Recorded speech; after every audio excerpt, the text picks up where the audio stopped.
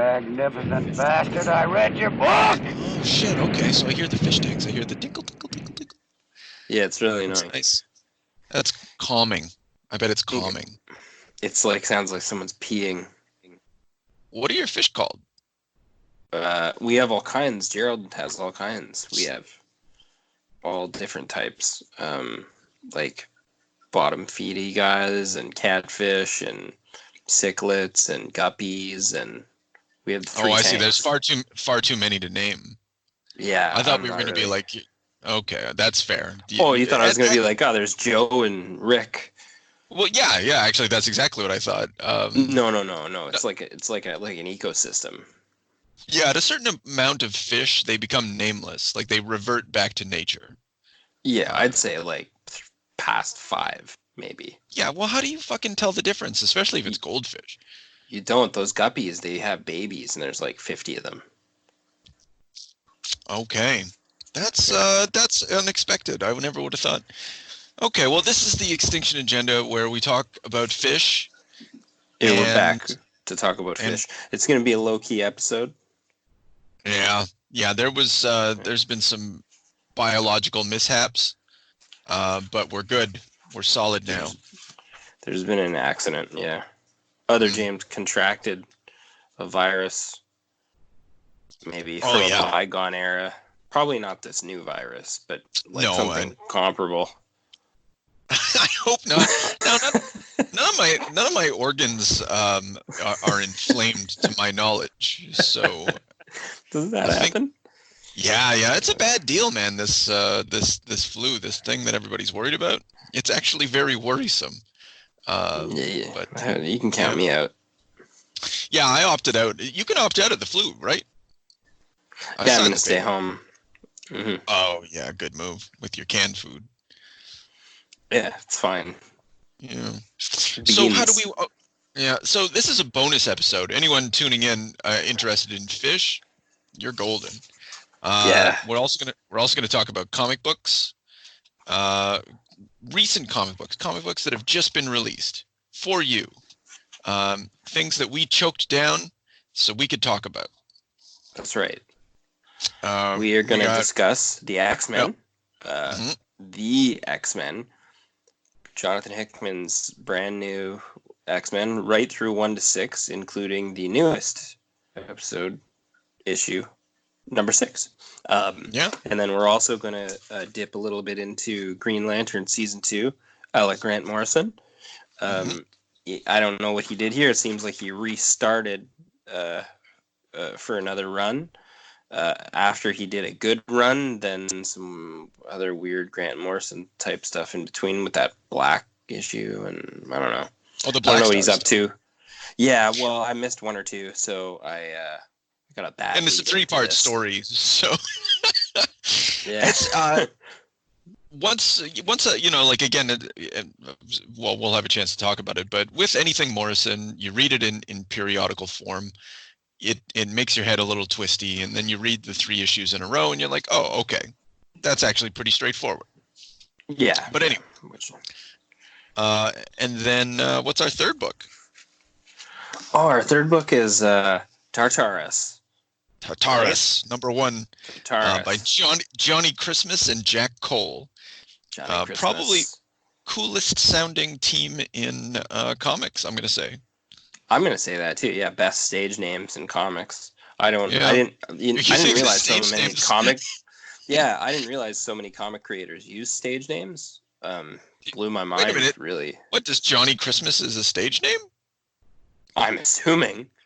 Oh, I don't know. Don't assume, man. That could be someone's. You might be impugning someone's quite wonderful last name. Christmas is probably. Well, if I mistake your name for a stage name, it's the highest form of compliment. Because that means it sounds so cool that I believe it to be fake. Okay. All right. That's good. Good spin on that. Well, best I could do. Yeah. No, it's I don't know. Where do you want to start? I don't know. I think we can start with let's talk about the Tartarus here. Okay.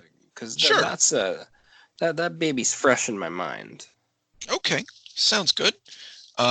So this one was just, I was flipping through on Comixology, just seeing if anything caught my eye art-wise in the realm of number ones released last week, and this one stood out to me. I was like, okay, there's some neat stuff happening here. It looks pretty dense. I don't know anything about it. I know nothing about it. Let's check this one out. I'm kind of lukewarm about it. I thought, really? Yeah. I thought it was visually interesting. Here's the capsule review. I thought it was visually interesting. I loved that it was dense. We had an average of about 6 panels per page. That's great. That you get a lot of bang for your buck. Yeah, this was a bulky book for sure. For just for artwork and I don't know, whatever else, just for the amount of content you got. Yeah. But the story revolves around this woman named Circa. Circa. Sorry. Yeah. I guess so. Yeah. I guess it could go either way. It's Surka, so I'm going with Circa. Circa. Yeah. And so anyway, she's this badass, escapes out of prison, and is kind of the center of the driving force of whatever plot is going to be. Whatever this story is going to be, it's going to revolve around her and her granddaughter. And yeah, we're not given much information other than she's like a warlord, but I mean she's kept in like an isolation type prison, and we're led to believe right off the bat that she's hyper dangerous and in solitary. Right, and then this is where my not complaints, but one of the things that leaves me lukewarm. This is where it begins, because fine, she's in solitary, but okay. You kind of want to contrast it sort of to the story of Bane, right? If we're going to pick super efficient killer, dangerous people stuck in isolation, origin stories. Circa comes out of the pit and she's dressed. She's got, she's a ginger. She's got henna tattoos. Somehow in solitary confinement, she's been wearing a bomber jacket with a fur collar, blue camo pants, and a perfectly clean yellow shirt. And she's discussed as if she's like this monster, but all you really see her doing is hand-to-hand fighting people. You kind of want Darth Vader to come out of that fucking hole. You want something that actually lives up to how it's spoken of, to come out of that isolation unit. And instead you just get a brawny woman who punches some faces and blows up a roof. And then I find myself wondering why I should care. Yeah, I see what you mean. I think that maybe part of the thing is that this particular artist is a I don't know if you picked up on this, but this even the color palette on it looks very much like the Incal. Oh, that's super interesting, but not surprising based on the back matter. The backgrounds, the attention to detail on art, even some of the way that some of the futuristic things are designed with that kind of old timey feel makes me feel like we have a heavy duty Mobius influenced artist here. The only thing is I don't, despite the fact that I love his rich backgrounds, I like his art. I think he's portraying expression. I think he's actually, whoever this is, that I've never read before this, it has a tremendous amount of sequential art talent, great artist, but definitely I have no action flow. The panel to panel fight scenes are awkward. They don't go scene to scene. I don't feel any movement at all. Everything's static. And I think that may have killed the danger presented by this person too. If the person came out and I felt like a I don't know, like a Snake Eyes vibe, this was a terrible, dangerous killer panel to panel, was doing precision strikes, and I was like, oh, this is really cool, but I think that was what was supposed to be happening but didn't. But I don't know, that's just me. Yeah, she's so at this point undefined, and so if she's a little bit of a Rorschach test, then that's fair. Yeah, I don't want to shit on this book too much because I'm intrigued and I'm probably going to read issue 2. But if only so I can see if some of the things that I think are going to be the case will be the case. I have kind of some predictions in my mind after reading the first issue. Yeah, I mean, in that character too, that Shirka or Shirka, she did pick up steam for me as the book went on a bit. Just by like the flat faced look she gives somebody aiming like an AK-47 at her. You're like, oh, okay, like this person's not concerned about this at all. And then the fact that the prison began to like follow her through she incited like a prison riot basically by escaping single-handedly, put everyone into a panic, but then like people rallied behind her. So you got the feeling, oh, okay, there's more to this. Maybe I'll get it a bit later, Yeah, it's possible that some of my issues or the things that disappoint me about it, or the questions that okay, actually, here's a question that this book needs to answer if I'm going to take it seriously as, and this is something that I'm going to bring up later on when we're talking about Hickman. Just a little reminder, like to anyone who's creating anything, you can do absolutely anything. And so every piece of art is a series of choices. And so this, the writer, Christmas and Cole, they've decided to put Circa in a solitary confinement. But unless it's explained to me at some point why they didn't just put a fucking bullet in this monster's head, I'm going to wonder why this story is happening. Like there's going to have to be a point where her isolation and imprisonment makes sense rather than her summary execution. Especially if she's so dangerous, especially if she can single-handedly escape the most, their best prison or whatever. Well, there's a bit of a loophole too at the beginning there, where like they put her in a hole, she jumped out of the hole. Like seems to be kind of a large oversight for a dangerous mass murderer with like some type of supernatural abilities.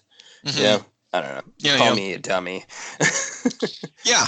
So and I'm not saying it's not going to get dealt with. Maybe at some point there's just going to be an offhand comment that's going to take care of that particular, I'll call it a flaw in logic. But a lot hinges on this character, and a lot hinges on everything making sense. Because if it doesn't make sense, it doesn't make sense. Like I understand it's all fantasy and you can do whatever you want, but the idea is to hide your plot contrivances and make them disappear. But all I immediately see is a plot contrivance. And, that's unfortunate because I think this book is pretty strong otherwise. I'm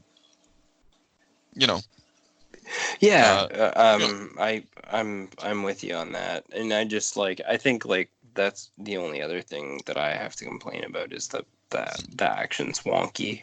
The storytelling's great. I like what's going on. It's a cool book. A super powerful lead.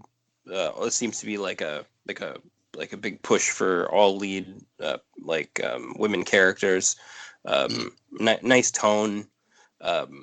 Exciting storytelling. I don't know. Yeah, I don't want to shit on it too much. I think if you're gonna check out a new Image book, maybe check out this new Image book, or not. Yeah, I might check out. I got a feeling like I might check out issue 2. Let's give it a grade. Yeah, you want to give this a grade? Okay. Yeah, let's give it a grade. I'm gonna get a B+. I'm gonna give it a B. Okay, wow. I know that might be a bit harsh for me, but no, I really liked the art, and I feel like it's a cool story, and I feel like it's going somewhere. Right. But I don't know, maybe, I don't know. It's not worth that plus. I got you. Not yet. Extinction Agenda, B+. Done. All right. Okay. Tartarus. Yeah, all right. Where do we want to go now? Do you want to spend some time with the Hickman? Yeah. Let's go right into the X-Men here.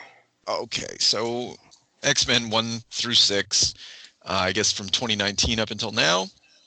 Yeah. And we can do some spoilers on this one. I'm spoiling the fuck out of it. Anybody listening to this who hasn't read X-Men yet? Too bad. Don't let... Yeah. Wait, no, yeah, listen to our podcast and then just get the book ruined for yourself. Don't ignore the podcast. Don't even bother. Like, nothing's ruined. This is fucking garbage. For the most part. I like that. I like that. For the most part, a lot of this is just like, this is not great. I don't know, like... Anyway, some of the choices, getting to the idea that you can do anything, some of the choices that this book makes is really bizarre to me.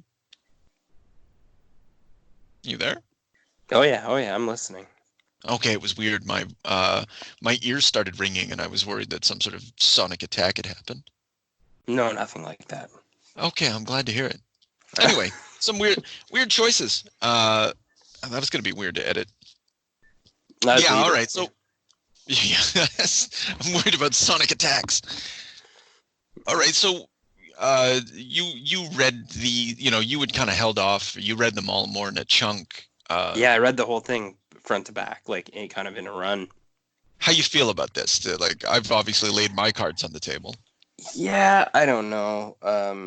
I got the... You kind of went over the Summers house with me, which you get in the first issue.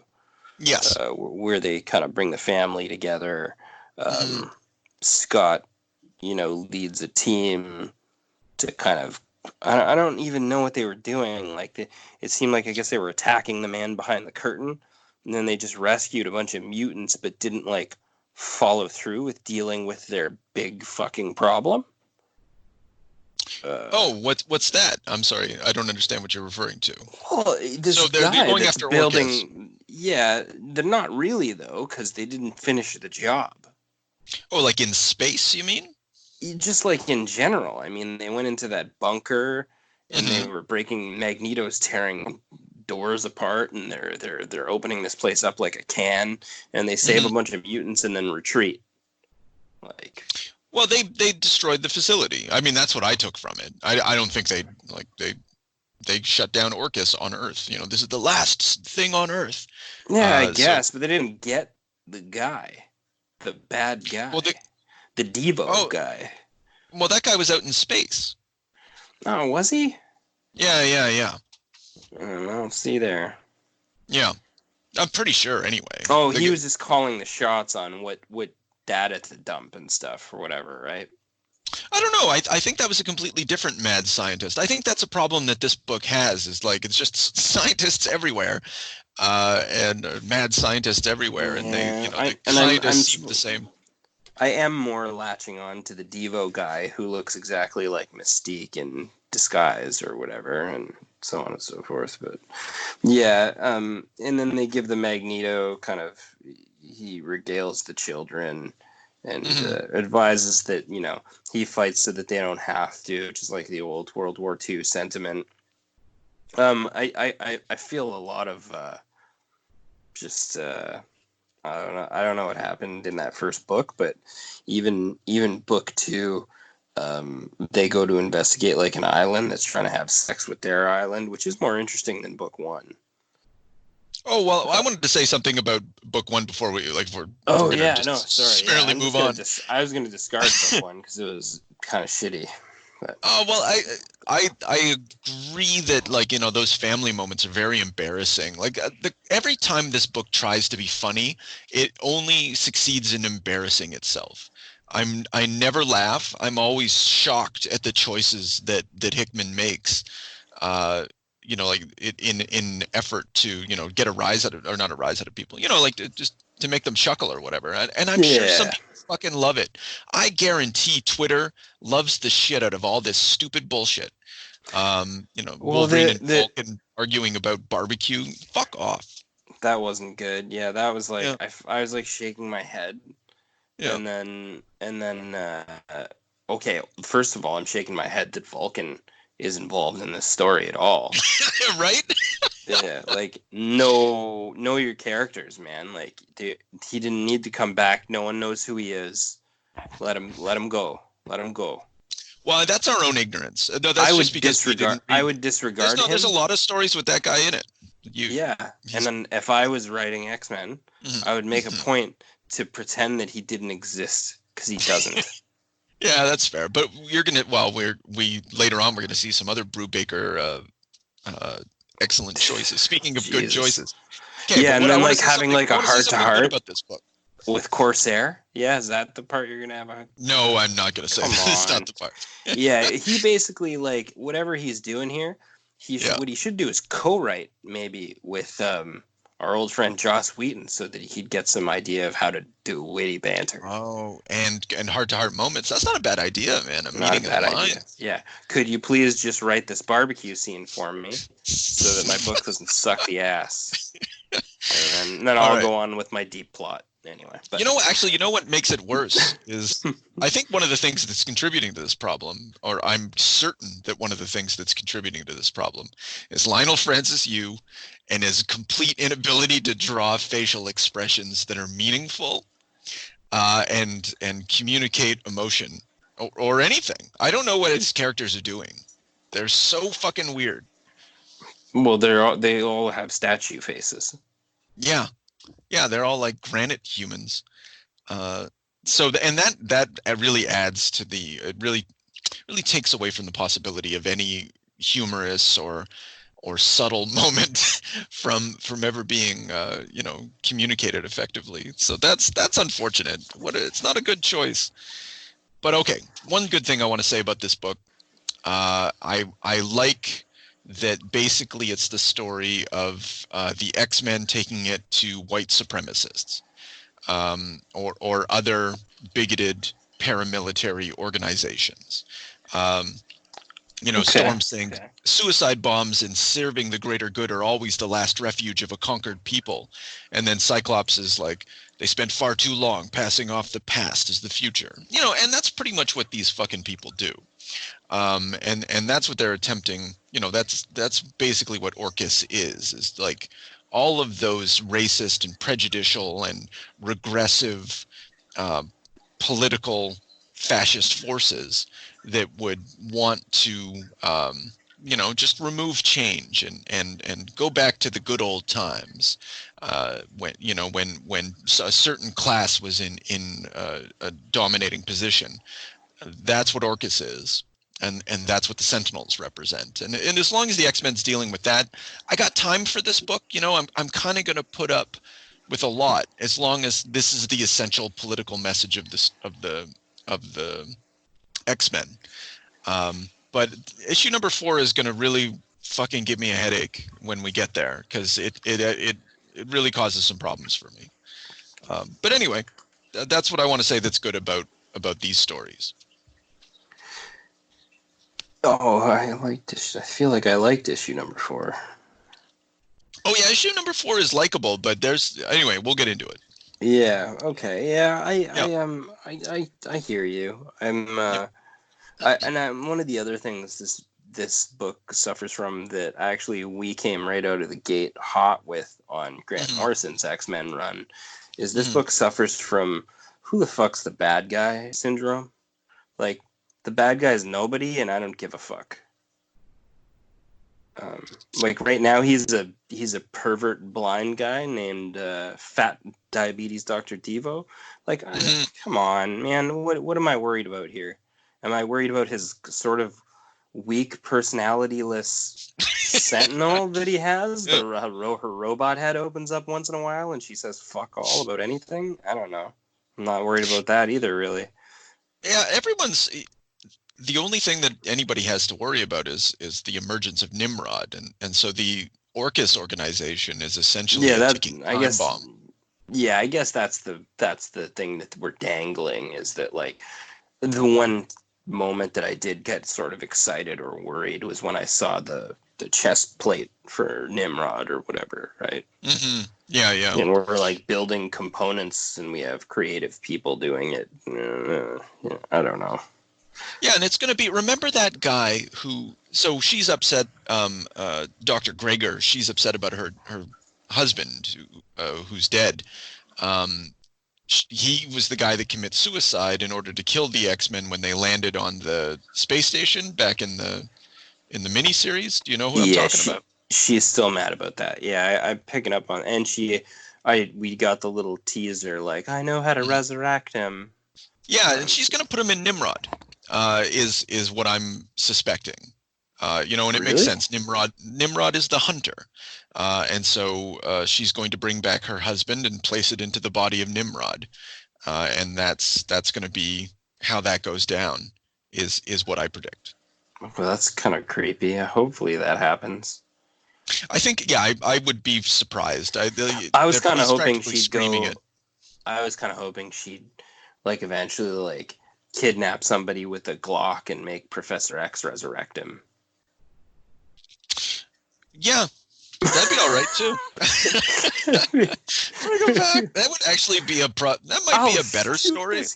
I'll shoot this kid. You bring my husband back. Okay, we got an egg cooking. I don't know. I don't know why I would like that to happen, but I would. It's okay. So, and then issue 2, we got the weird islands that want to fuck each other. Yeah, that's right. Weird island, Cthulhu Island, showing up out of nowhere. Yeah, it wants to make sweet love to their island. The Cyclops got rid of the only guy that could communicate with islands, which they make an ongoing gag about, which I sort of liked. Oh, because he went into space. Yeah, and he was like, yeah, whatever. I let him go into space. Okay, sorry. We have no control over what's going on Krakoa now because of me. Yeah, he's I don't know, whatever. That's a monstrous oversight, especially since they also have a guy that mimics powers on the island. But don't worry about that, I guess. Well, and actually, that didn't even occur to me, but that's a really good point. Like, there's so many different power sets. There's way too many mutants on this island, and the fact that they're not all being used effectively, I think later on we'll have an opportunity. Actually, I might as well just say, when Wolverine's chasing that lady in Ecuador, Serafina. Yes. Yeah. Why is it just Wolverine? And why don't they know where she's going? She's going to a mother mold in the middle of Ecuador. They've been there before. They know what's there. No one figured it out. No one looked at the fucking trajectory. They've been there a couple times. Yeah. All they needed to do is just get some more people on the job, not just Wolverine trancing through the jungle. I have another problem with that too. Sure. How did Wolverine not catch her and assassinate her? Yeah. Oh, that too. Because he's just walking. She's like an excited, huffing, puffing girl with a semi-useless power set, and he literally got sideswiped by two guys in a donkey, and she got away. She didn't. Come on. Yeah, give me something. I found that very. Getting back to the, you can make choices but you have to hide, or you make choices in plot contrivances and that sort of thing, and you got to hide your plot contrivance. Yeah. He did not do that. No, he did, and it's not the first time he did not do that either. Yeah. In one single couple of books or whatever. Yeah, so he's got Wolverine's fucking just chasing after this girl like Pepe Le Pew. Just dum. And he gets sidetracked. Oh no, my Sherry, where are you? Come on. Yeah. And you can smell everybody. I did like that he put away those two guys on the donkey handily, but why did I have to even witness that? He knocked one of their teeth out. Those guys were innocent. They just got brainwashed by Magic Lady. He put them down kind of hard. Yeah. He didn't use his claws, I guess. I mean, hey, you know what? As far as James's complaints go, I did want to see the proper use of an adamantium skeleton, and I got it. You fucking man! I thought about that when I saw it. When that tooth came out, I was like, the guy's whole, all the bones in his face are ruined. He's not coming back from that. Yeah, probably have really poor health care there too. Oh, well, I don't know. You're in the middle of the jungles of Ecuador. I don't know if healthcare really applies. Yeah, well, I don't know if the guy that got his head planted in the rocks is going to be able to get up and throw the other guy on his donkey and get back to the hospital. Yeah, he may as well have murdered them. Jesus. Yeah, they're dead. Probably. Yeah. That's sad. It was nice to see R.B. Silva back in that story. The artist? Yeah. That was really, I was very excited. I don't know, it was just very refreshing. I was like, fuck, this is what I showed up for. Everybody looks great. Like I don't care for the story that was presented to me, but everything looked amazing. Lionel could have never told that story. Also, Apocalypse is up to something here on the island sex. Okay, first of all, that was a dumb issue. The island sex issue. Yeah. That was. So Cyclops goes there with Prestige and Cable, and I'm like, what's happening? What are we fighting? We're fighting demon squids. Yeah. We're fighting. Why is Cable a teenager? He's really not. Like, I'm having a hard time entertaining that version of the character. Yeah, I'm sure there's some sort of fucking time travel explanation, but yeah, and that's cool and everything, and I like that you're trying to do something new, but that's not Cable, and I don't enjoy it. Well, especially since he's stupid. He's fucking stupid. Like, Cable's not a stupid person. Like, you can say like a lot of things about the character of Cable, toxic masculinity, etc. But like, he's not stupid. To survive, he's basically like a human survivor of the Terminator or something. He's this human survivor of a post-apocalyptic world. He lived into his 50s in a post-apocalyptic world. He should be cautious, mean, brooding, and a lot more like available for, I don't know, like more care in his actions than most of the other characters, if anything. If he would learn anything from that kind of survivalist situation, he'd be a lot more like Cyclops. And maybe that's another thing too. Like, this kid, and fuck, I really shouldn't care about this, but I find myself caring about it a little bit. He should be like his dad. Cyclops is a very particular type of character, and the Cable that we know later is a lot more like Cyclops. Kind of an embittered leader type. Maybe a bit more post-traumatic stress in play, which, But I hear you though. And then anyway, but we got like a kid that's kicking around on the couch with a gun, goofing around, getting another gun from another guy. Then can I have this gun, Dad? Like, what the fuck? Who cares? The only Go thing ahead. I'm missing, throw a Fortnite joke in there for me. Why don't you? Like, I didn't like it. Anyway, and then the summoner, the High Summoner, which I didn't find clever or neat in any way. And then Apocalypse is slinking around in the background, and that's his granddaughter-ish in a weird, kind of creepy way, which is kind of neat. It just reminded me of like this notion of there's different grades of summoner, and I was like, okay, so Apocalypse's kids went to another dimension in order to enact World of Warcraft, and his son is like, I leveled up, like when you get all the village, fucking, I haven't played it in so long. You got to get the mill, and you got to get the steel factory so you can start making catapults. And yeah, I don't know. I was just like, I guess that makes sense for Apocalypse. Maybe now that I'm saying it out loud, that probably makes the most sense. But Hickman's data pages really kind of remind me of role-playing games and video games in there, and the more I see them, the more they just sort of evoke a nerd mentality of this. The one in particular in that second issue was a lot less like, I don't know, clever. It wasn't intriguing. No, it wasn't cool or neat, or it didn't invoke any thoughts in me that we were headed toward deeper ideas. It just was like goofy, and I was like, oh, okay. So like, after getting like really like over the top, like deep, like plot ideas in these data pages, now I'm getting like Nerd Summoner 1, 2, and 3. Yeah. Okay. And then I equate the symbol on Nerd Summoner 3's chest to that he's level 3. That's okay. Yeah, it's a good way of, like, I do like, I like the idea of the data pages. They're getting a lot of flack.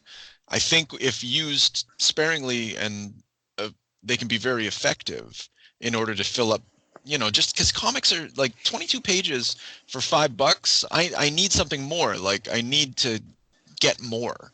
And this is a way of doing that. And I like that. So I don't want to shit on them too bad. I think and I did, like, I really like the House Summers thing. Like, I like the schematic of the house. I don't know. I like some of those data pages too. I know what you mean. Yeah. So, all right. So that, but I don't know what to tell, like, issue 2, whatever. The island comes together. They have sex. Apocalypse talks to his kid. We're going to, there's a plot in the future. Issue 3, I hardly want to talk about. It fucking infuriates me. What, the old women that broke into Krakoa to steal flowers because they're like super botanists and then threatened their entire existence? Yeah. And took out Cyclops and a crack team of like heavy hitting high powered mutants with like old wizard stuff. Yeah, that's pretty much it. It's one of the things that Jason, and this gets back to, I'm going to keep harping on this, like, this is a choice that he made. He was like, you know what, I can do anything, and I'm going to use that opportunity to tell a story about a team of old women who beat up the X-Men. And isn't that just the most clever thing I could ever do? And I don't know, it's just dumb, and it just takes away from your, not, and this isn't ageism. This isn't like old people can't be dangerous. It's like, they're not going to beat up Cyclops. They're old women. That's dumb. That's just a stupid choice. It is, especially since a couple of them actually got hit with concussive blasts, which I'm sorry, if you were 66 or 70 years old, you'd never recover. If you didn't have a heart attack, you'd never be the same. Well, especially if, like, they're not, I don't know, if they're not they're wearing armor, I guess, wherever they got that from. Okay, yeah. Did they build that in the flower factory? Yeah, right? Like, everything's, like, what have they been doing this whole time? All of a sudden, they're just most dangerous old... Yeah. Oh, I was going to give so what I wanted to... a pass. I'll give the goo a pass. You made that in the botany shop. But, like, honestly, like, what are those, mechs? Like, what are we talking? Come on, what are we talking about? And then, not to mention that, once it was all over, they actually literally threatened their entire existence and their basically their entire home planet existence. Like, I'm sorry, but you would just track them down and kill them. It's your only option. At that point, activate X-Force for sure, man. Get Mossad on that shit. One of the things that Jason Aaron did in his X-Men run, and it was one of the things that made me walk away from it, is he replaced the Hellfire Club with children, like actual children, who were the X-Men's greatest nemesis for a period, like the villain that they were dealing with. And I don't know, like, this is the exact same thing, only, like the inverse of it.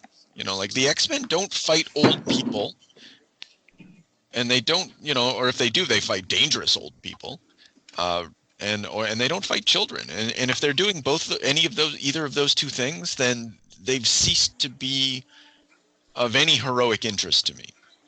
Yeah, this isn't good or clever. I don't know what he was trying to evoke here or whatever, but it just, like, it went from, like, kind of weird, and then I kind of, with Apocalypse kind of slinking in there, and that High Summoner being somehow related to him, I wanted to give that issue a bit of a pass, but then we went right into this, and I just got confused.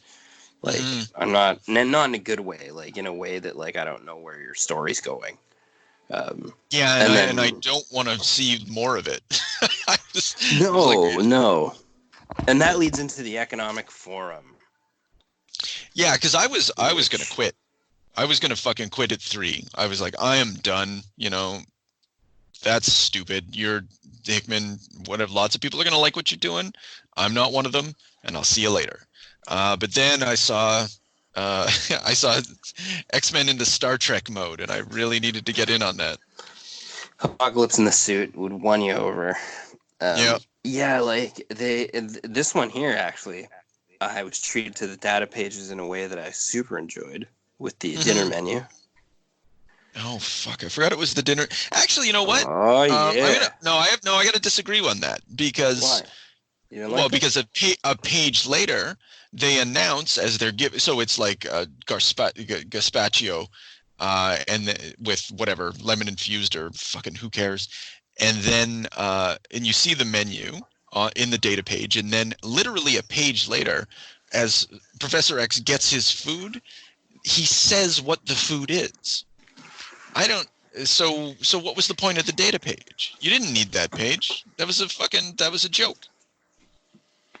Well, yeah, that actually I wrote that I felt like it was a comedy.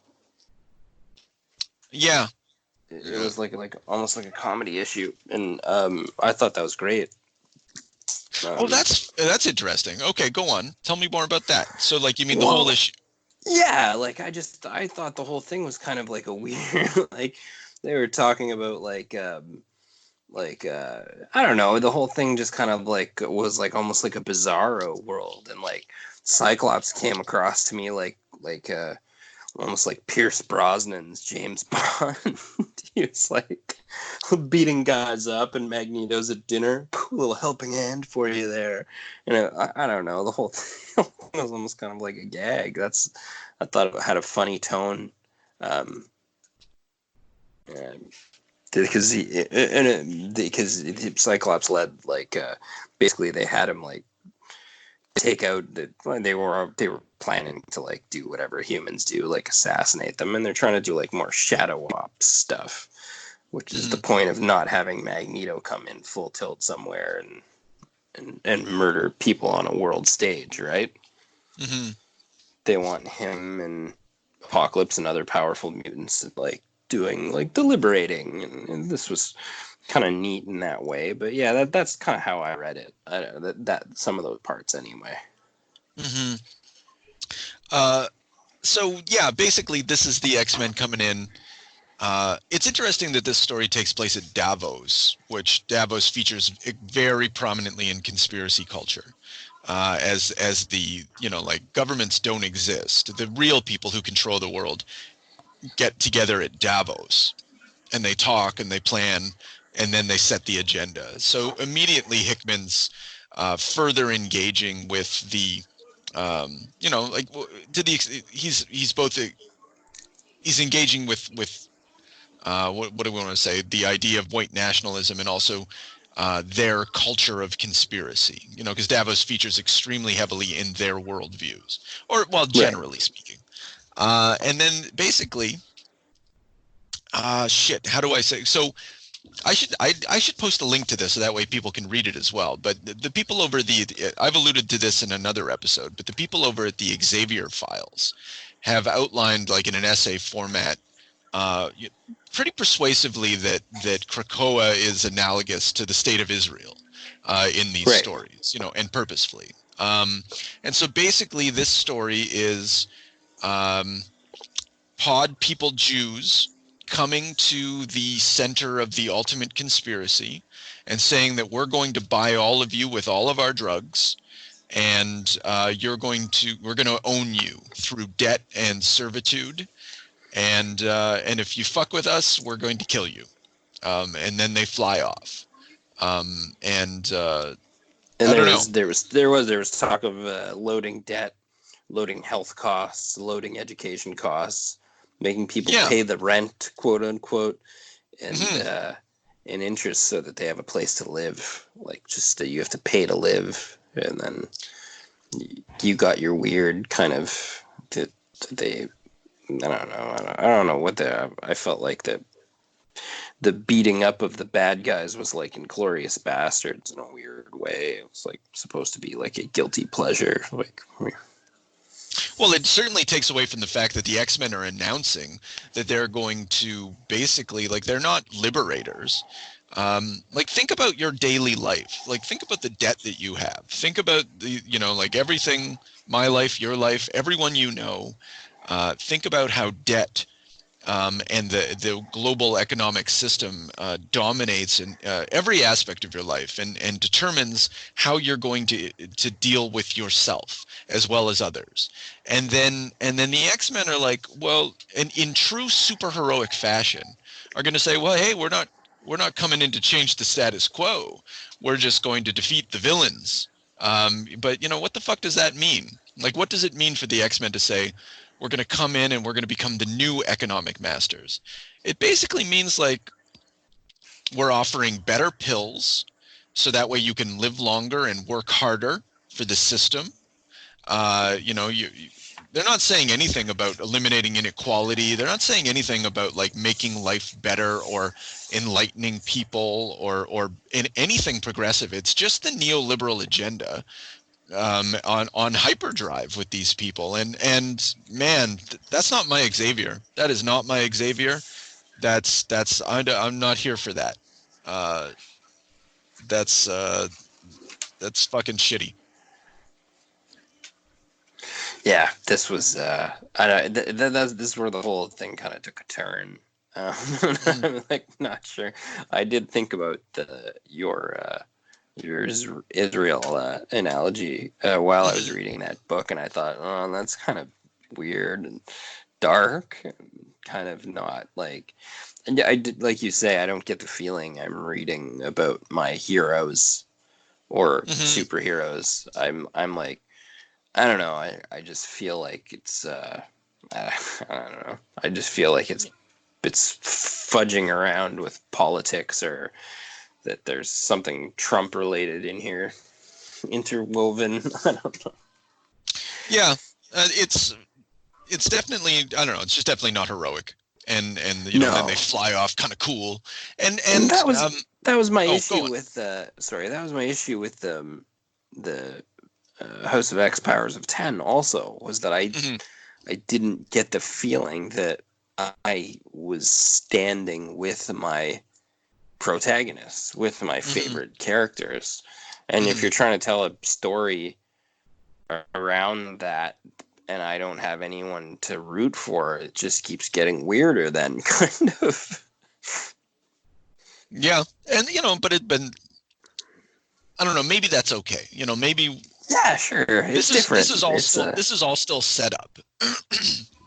And maybe something's going to come of it, but, you know, probably not. You know, we have no reason at this point. We've read the equivalent of 20 comics of Hickman, and we have yet to be led to believe that this is going anywhere. And, you know, I don't think it's going especially anywhere. If we're going to do the old Marvel style overpriced 4-issue trades. That we've read basically a gigantic monster body of work with 6-issue trade paperbacks for House of X and Powers of 10. And then if we're going to read 4-issue trade paperbacks of this, we're almost through 2 of X-Men. Right. And I got nothing. I don't even have Nimrod. Yeah, and you know, and that's fine. They're playing the long game, but. Yeah, that's okay. And then they send. Okay, we'll move to issue 5, where they send a lame team into the vault. They send X-23 and Scud, and they whatever the fuck his name was. They do like their Scud, Sink, Darwin and Sink. Yeah. Oh, sorry, the bald guys. Yeah. They do their cool Wolverine chase moment or whatever, and then they break into the vault, and then they do their you know what, I'm just gonna say this, they do the X-23 thing, the Wolverine, I'm the new Wolverine. Thanks for that woke moment. Like, come on. No, okay, that's not fair. It is fair. She had been the Wolverine for a while. I know, but she's a standalone character. She's a standalone character who's interesting already on her own. I mean, why are we doing the Wolverine thing? The Wolverine name change, I feel like, is just to make news or to Okay, well, put you're not wrong something for about people that. to write Yeah. about, Oh, no, they're okay. changing the, we're trying to get an article out of this, whatever, but... No, okay, wait. No, but not out of this. They already did it long ago. Like Wolverine, remember, was quote unquote dead for a while, and so she took up the mantle or whatever. Yeah, and this is just a rehash. This is a rehash of it or whatever, right? Yeah, because now people are actually paying attention because they weren't prior. No, all right, don't fucking be a troll. Yeah, I'm just saying. A lot of people really love X-23. I don't give two shits, but yeah, I don't know. I'm just saying, like, probably more people are reading the Hickman run now, so they're rehashing that moment as if it's like a new, like, controversial thing or whatever, right? That's all. I don't know. Yeah, I think you got a really wrong read on that. I think it was just meant to, like, just acknowledge and incorporate the fact that for a while she was going by the name. This is a stupid conversation.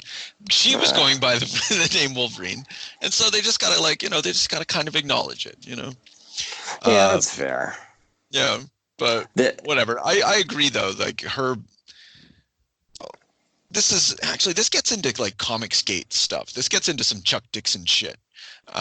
Talking about, like, one of the things that the Comicsgate people get upset about is, we're gonna have female Thor and we're gonna have female Wolverine and all these characters are they're gonna be gender swapped, and isn't it, as you all just said a few moments ago, isn't it so fucking woke?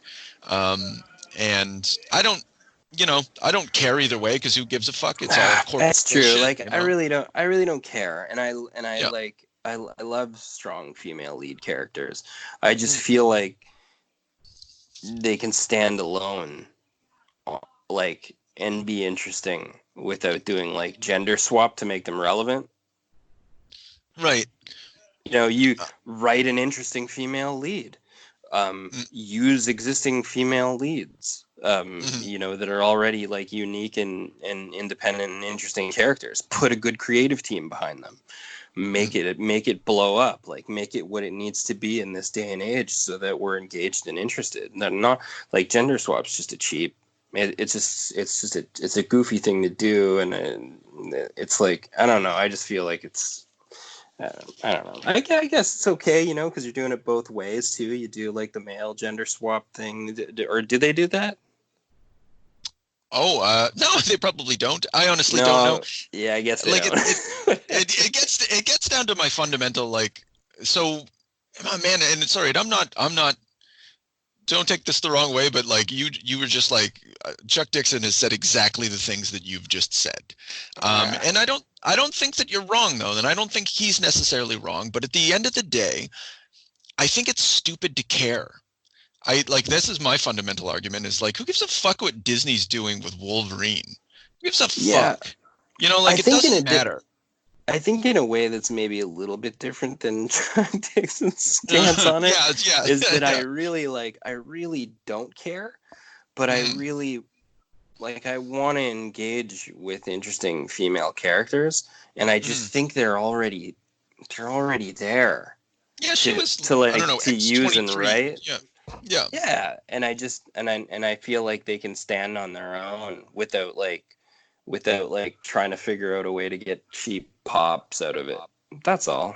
But that's just. But it's capital, man. Like they exist to sell books, and so how do you do that? You have a sensational event, and it. But at the end of the day, I like the idea of, like, a power set change and stuff. Like, I don't know, like a female being able to pick up Thor's hammer and doing, like, a character swap that way. That's neat. That's a shifty idea. Like, I like that. Those stories weren't bad either. Cynthia made fun of me for reading She-Ra comics while I was reading it. But I was like, these aren't bad. And that was Jason Aaron's run on Thor. I only read the Jane Foster stuff when it was, like, female Thor. That stuff was really cool. See, that's a good idea. But then again, I'm saying that female Thor is a good idea. Yeah, well, like, sometimes my it own makes sense. Self, right? Yeah, okay. Yeah, but there's kind of a plot thing for it, like. I don't know. Lots of other people have been. There's a plot device for it. That's all. Yeah. This there wasn't. It was just like, hey, taking the name of Anyway, so yeah. I don't know what this. I'm glad we talked about that instead of this issue because fuck, I don't give a shit. Like I just so many of these books. I hardly even took notes. I was just like, who cares? Oh, I took a dumb amount of notes, multiple pages, notes about Director Devo and shit. So issue 6, boom! This is our big issue. This is where I got really excited. Mystique gets introduced. I'm a big Mystique fan. I feel like she can get like woven through X-Men plots in a way where, first of all, she's always like a backstabber. She's always kind of a heel. Like she always has, and it's not her fault a lot of the time, because they do victimize her a lot. But in these stories, in X stories, just in general. But the cool thing with her is that like you can weave her into the plot, and she can work for and against them. And then they did do that here, and I thought it was great. Yeah, and it was really fitting. Like if you go back to that Days of Future Past, like this is a real echo. Days of Future Past. Basically, the Sentinel future is a consequence of Mystique having murdered a senator, and so like she's always played a really sort of pivotal role in these alternate post-apocalyptic futures scenarios, and so here it's no different. But at the same time, I thought it was stupid that she has an opportunity. Like, okay, basically, if Nimrod reemerges, then every mutant's dead, including her. So yes, so she should just kill that fucking doctor. There's also a couple plot holes there too, because she comes literally back through a portal, sits in front of Xavier and Magneto, who are two of the most powerful mutants in the world, or if not the most powerful mutants in the world.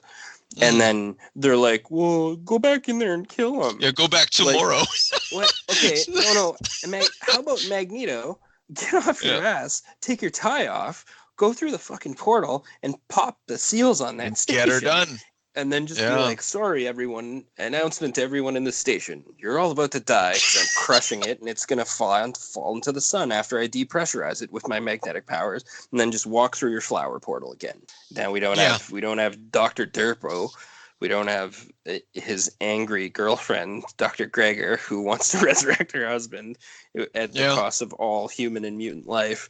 We don't have any stupid station that the X-Men left functional for some reason. It's just, or hey, maybe Xavier could go there himself and just turn the guy into a vegetable. Yeah, because like he can die and then be resurrected because there's alternates. There's. So why don't you just pop through the Why don't you just pop through the portal and melt everybody's brain that's on that station? There's only about 10 or 20 of them, probably functionally. Or you can maybe just take control of 2 or 3 armed men and just have them start shooting the place up while you just stand there with your finger on the side of your dumb helmet. Yeah. So within the logic of the story, and this is what happens when. Yeah, this is just what happens when you're too creative. I don't. Wow. That may be like I don't know. It sounds like a good thing to be too creative, but I think Hickman's being a bit too creative, and as a consequence, too much is possible that could derail any plot. Any idea of things moving forward, any dread, any concern, it's all taken care of if you were to actually play the game that he acts like he's playing. The X-Men are finally going to make sense and their powers are going to coordinate and we're going to do these things. Well, show them doing the things. Show us that that's the case instead of it's just like. Or hey, Apocalypse could walk through there. He's omnipotent. That would be awesome. He's bulletproof. He could just squitch all their little bodyguards. Squitch. Yeah. Find this guy, break his head off. Find the old blind guy and just like pull him limb from limb, and then just destroy their Nimrod project and just go back through the portal. Yeah, it's strange that they're and I don't know. Maybe later on they're going to reveal something that explains why they can't do that, but instead they will. Instead, they use Mystique, who's mourning over a past wife, which is an interesting plot shift. Well, I think she's in because Moira was talking about how like they have her. So I think she's down in the stasis block with Sabretooth or whatever, like in the belly of Krakoa. That's my guess.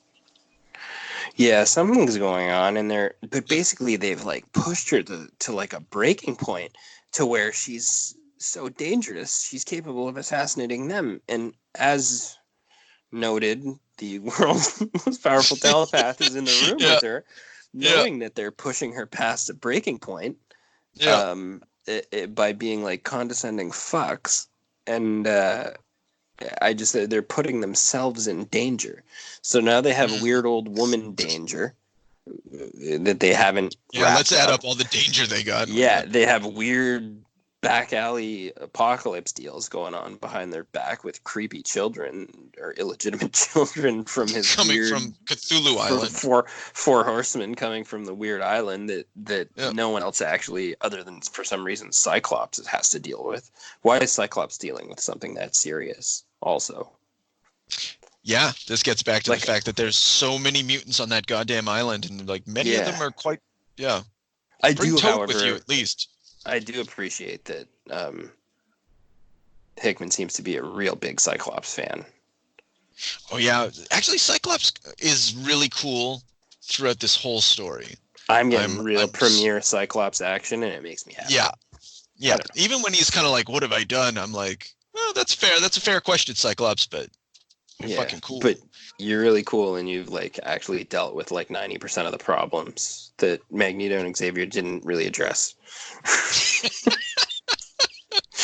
So maybe they should put you in charge. Yeah. Anyway, I think the most interesting bad guy is Dr. Gregor so far. She is mean and has a real agenda. Director Devo is ludicrous. I think they made him blind because he wasn't interesting. That's pretty much it. I'm not sure. He's like, I see an infrared now. I invented these glasses. Who cares, man? That's great, buddy. I think this is a case of Hickman being so clever because he opens up the story with Scott and Xavier talking. And it says here, but choosing to keep your eyes closed because you're scared, that's what they do. And the things I'll show you. So immediately the X-Men have to do with vision and sight. And what's Dr. Devo's primary characteristic? He has plates on his eyes. He's symbolically blind as the leader. The only thing is, there's actually kind of there's a problem with that in that he's literally blind, but actually fashioned himself technology that made him see. So it's actually kind of contradictory to that idea. Yeah, well, like he's, but it's all art. Of course he can still see, but I don't know. I'm just saying, like that's the symbolism that Hickman is going for. Scott's got visors. His eyes are covered too. Makes you think. Fucking Hickman. Xavier took his helmet off. Oh yeah, to tell everybody that he loves them. I don't believe that speech. Like, man, I'm not into anything. Xavier scares me, bro. But I love you. I'm gonna sell you drugs and own you. I'll see you later. Yeah. Don't fuck with us. All right, let's move on. Yeah, anyway. Yeah. X-Men 1 through 6. What are you giving it? Oh, C. I'm giving it a C. Possibly a C minus. Oh man, I'm gonna give it a B. I think that's a fucking miscarriage of justice. I'm gonna give it a B minus. I'm gonna retract and go to a B minus. I think some parts of it were fun. Yeah, some parts of it were fine. That's why I didn't fail it, man. That's why I didn't get an F, because it didn't completely shit the bed. But it was 6 issues of a lot of like, stay tuned, guys. And well, yeah, but we already read 12 issues of a lot of stay tuned, guys. Yeah, well, that's right. So I'm just like, I'm tired of staying tuned. I'm ready to get going. Let's do it. I want a big wow. He went there. Something like that. Like, yeah. You know what? I'm gonna say it. I use it in all of my conversations almost. Even Age What's of that? Apocalypse had that. Oh, what had the WoW mode? Just like wow, oh wow, like wow. Oh yeah, so, no. Such a cool idea, or such a weird thing to do, or oh my god, they pulled the trigger on that. You know, we haven't really. We're waiting for it still. Yeah, and but that makes sense. Sorry, we will. I said we should move on, but I just want to say the one last thing that it does make sense with serialized comics. If your job is to sell the next issue, stay tuned next time when that works. That pushes books. Yeah. The only thing I'm hoping for is that when this ends, there's not like a little poot. This was the idea. Oh, it's gonna get rebooted. Moira's gonna get shot or some shit like that, and then it's gonna reboot, and then we're gonna be back to. Remember when X-Men were? I don't know. It's just gonna go back to the same fucking garbage. No, that is gonna be cheap, but I'm absolutely certain that's what's gonna happen. The best way to end this would be for Apocalypse to dupe them all and start the Age of Apocalypse. I don't know why I love it so much. Anyway, that's it. Okay. Something over to Green Lantern season 2. That's right. Episode Green 1. Lantern season 2 with Liam Sharp art. Oh man, he is good. I'm just gonna stop you right there. Liam Sharp is a great artist, and this book is just fun as hell. It's the scenery and the cosmic landscapes and weird scenes or things that I've never seen before in a comic, and that's fun and cool.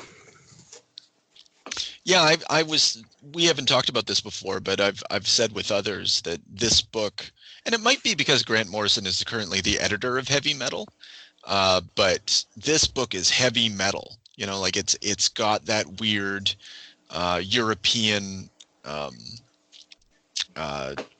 fuck, I don't know what to call it. Just like, I don't know, it's just heavy metal, man.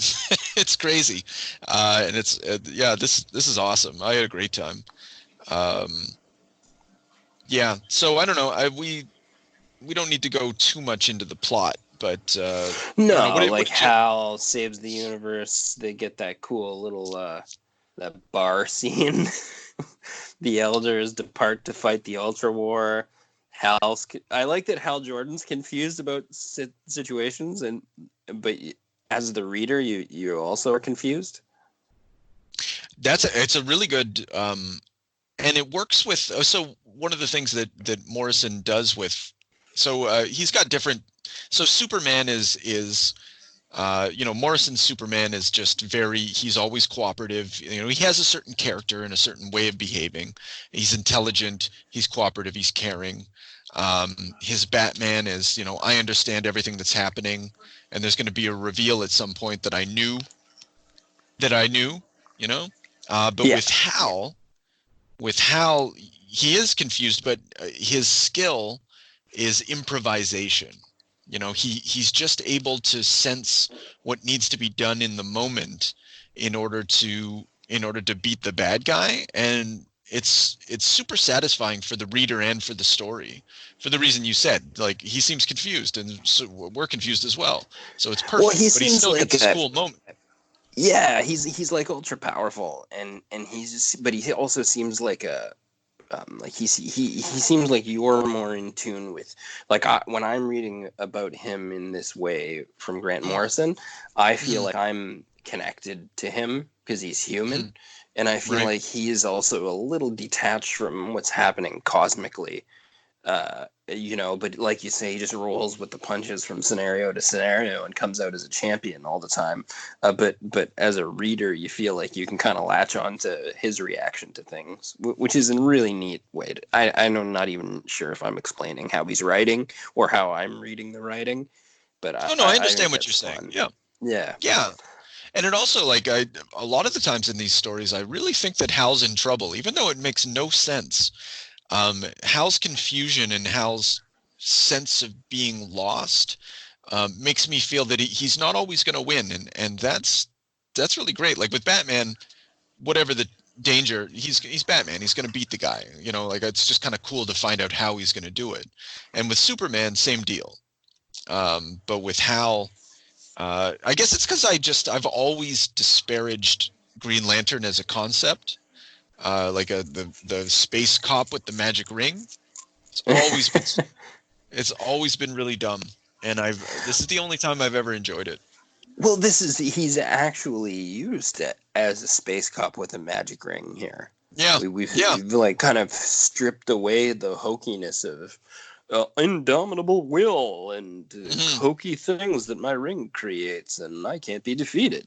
And so that we've stripped that away and made him actually like a space cop with a magic ring who like can, and he gets into scenarios that are so bizarre. Then he's like confused about what he's going to do to solve them, and it puts him on his heels in fights, like you say, and you're worried about him. And then I like that Grant also does all the cosmic pseudoscience, and you're like, oh man, this is getting heavy, like what's happening? And then the salt crystal, the sentient salt crystal guy ends up Rick. telling them that his nickname can be reduced to Rick. Yeah. And because he had this long like scientific name, and I was like, oh, it's Grant again, and I'm reading it, and he's like, you can call me Rick, and I fucking laughed out loud when I read it. I'm like, does it say Rick?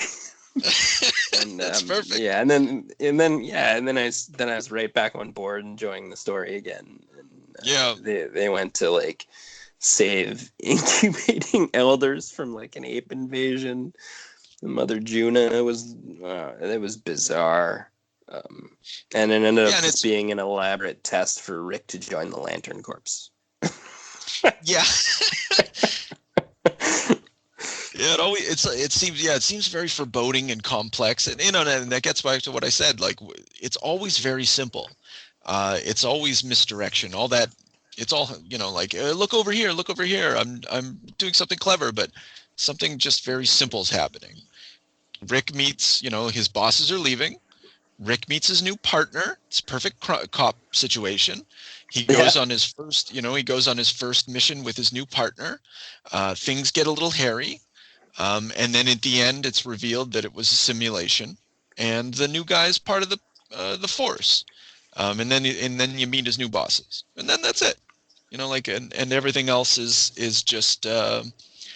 It's not like it doesn't belong. It's not like it isn't part of the story as well. But like, he's just like, it's really simple, elegant storytelling at the end of it, ably assisted by Liam Sharp's fucking amazing art. Yeah, and it was outrageous. It was really fun.